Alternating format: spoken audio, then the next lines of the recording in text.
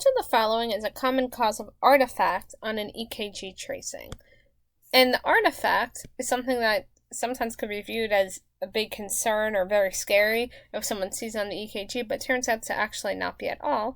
And the reason for this is normally you have your EKG wave, something like that, and you would use that, the provider would use that to interpret what kind of wave the patient has and how their heart is functioning.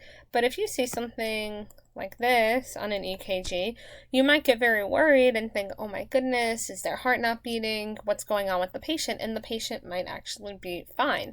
And the reason for this is because it's just picking up movement. And it could be that the patient's moving around, or that one of the leads fell off and now it's on to the sheet on the bed and it's not actually picking up the patient, it's picking up the static, and it's just not a proper EKG, and you would just need to repeat it with the patient lying still with all the leads on in position, and then everything is fine with the patient after that. So, reasons to cause artifact. Let's look at the choices and see which ones match what we discussed. Medication use. No, it wouldn't be for medication use. Medication use could affect the actual EKG and the reading on the heart rhythm. Maybe that would affect what the provider ends up interpreting, but that wouldn't be what causes the artifact.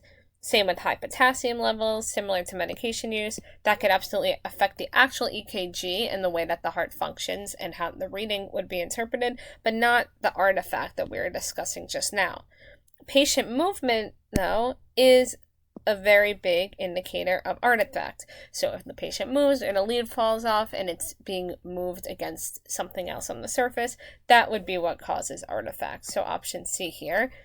And in option D, previous heart surgery, again, would be similar to options A and B, where this may impact what the actual EKG rhythm is showing, but not what the artifact is, because artifact is not actual rhythm. External sources that change what the reading is and then ends up with an abnormal result like this. It's not an actual heart rhythm, it's just an improper EKG that needs to be redone.